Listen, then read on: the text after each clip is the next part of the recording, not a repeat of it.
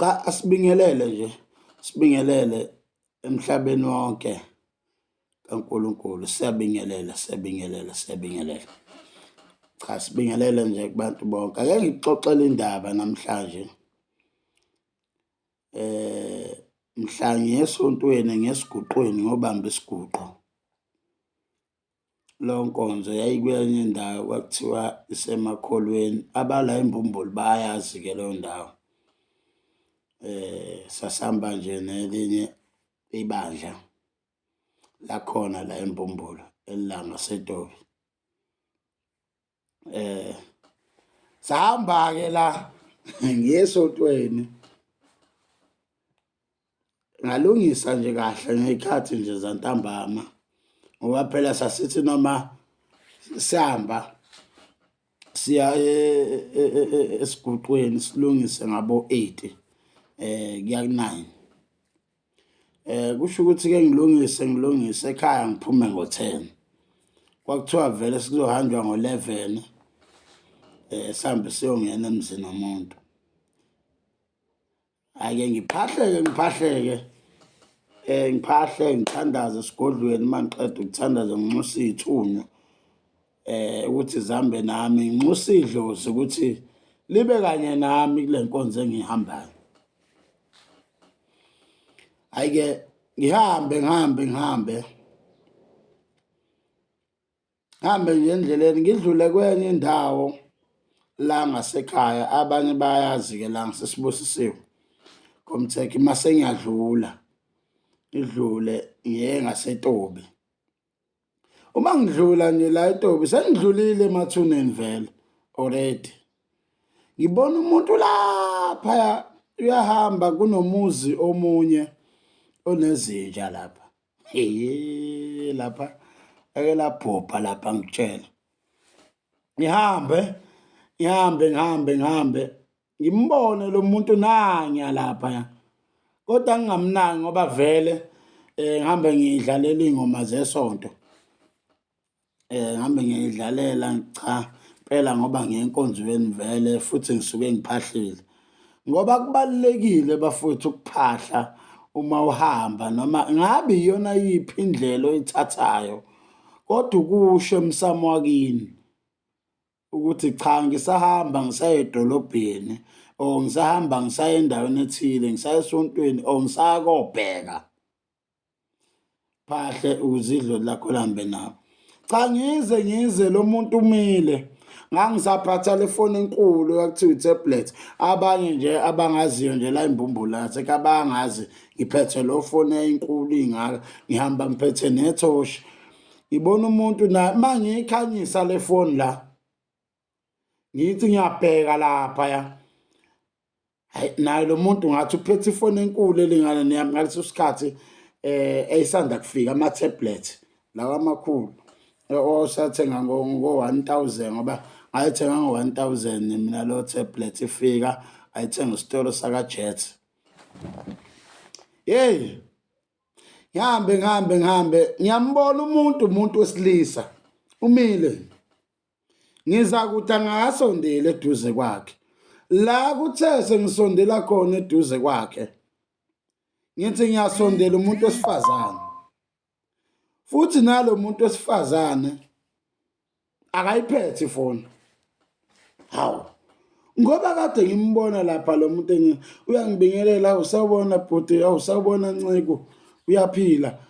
Ngithi hayi ngiyaphila njani? Athi ngiyaphila. Cha ngithe ngikulinde ngoba ngibona uza laphaya ukuthi hhayi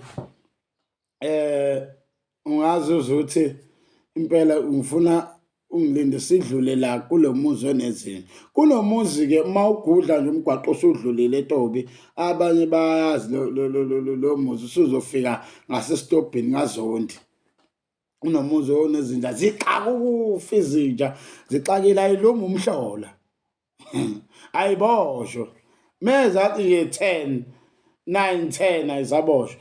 Lapho ngihamba nomuntu ngaleso sikhathi, ngalelo langa izinja zange zisiphazamise.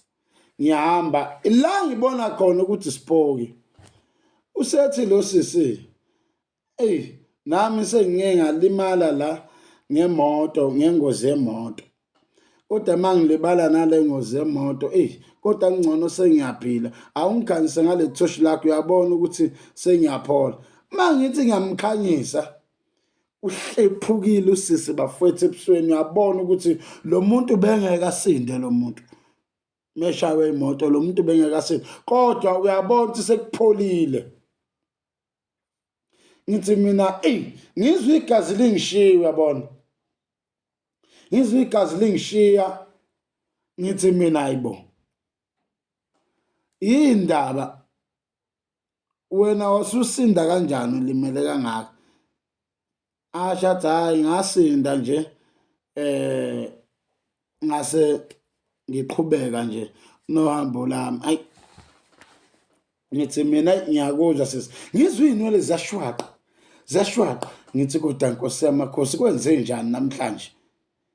Ayi, ufike usho ukuthi ngoba sazalwa vele nalento siyiphethe la emzimbeni, noma sazalwa abantu abadala besimbethe. Livele lithi idlozi kimi lalela, ungambuzi kakhulu lo muntu.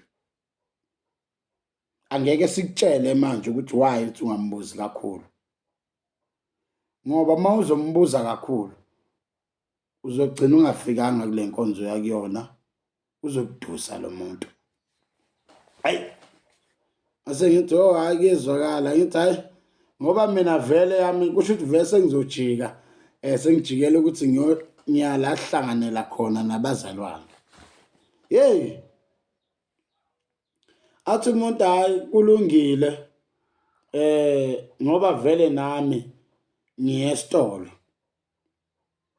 Ngithi mina uthi uye esitolo eDayimani. Ithi mina eDayimani kuvaliwe.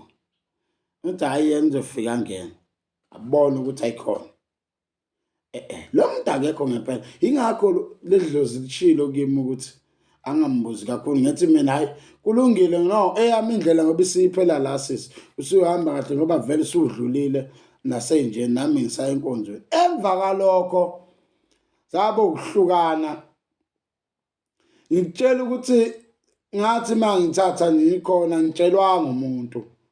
Ngahlaba ngejubane. Ngiyabaleka manje.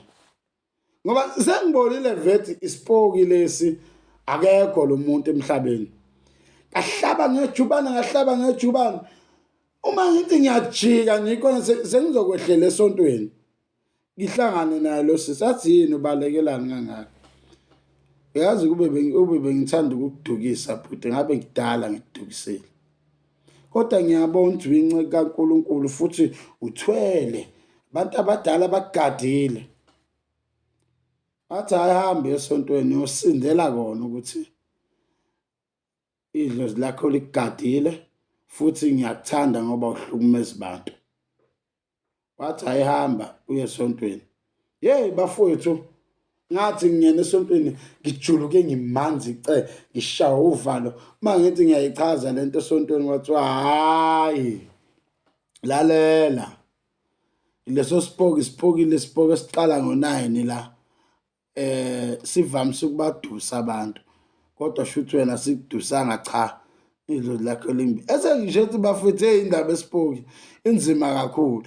Ngiseza ke nesibili. So umunye umfowa la ekhaya samluka isipoki. Samluka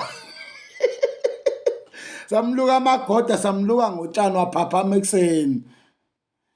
Ngiyeza naleso story. Ngiyacela ukuthi usubscribe, ulike bafowethu. Subscribe bafowethu, like uvuwe bafowethu. Subscribe ngiyacela la ku-YouTube. Ngiyacela ngiseza no number 2 wesipoki, womuntu owaduswa isipoki simlahlela la ngasekhaya. Esengisho ukuthi bafowethu indaba esipoki abanye abayiqondi. Hey, inzima indaba esipoki. Singakhulumi ngento singayazi. Ukuhamba nje nesipoki kulikhulu ngeke uzubone nokuthi uhamba nesipoki. So subscribe lapho mfowethu. Ngiseza nanye indaba.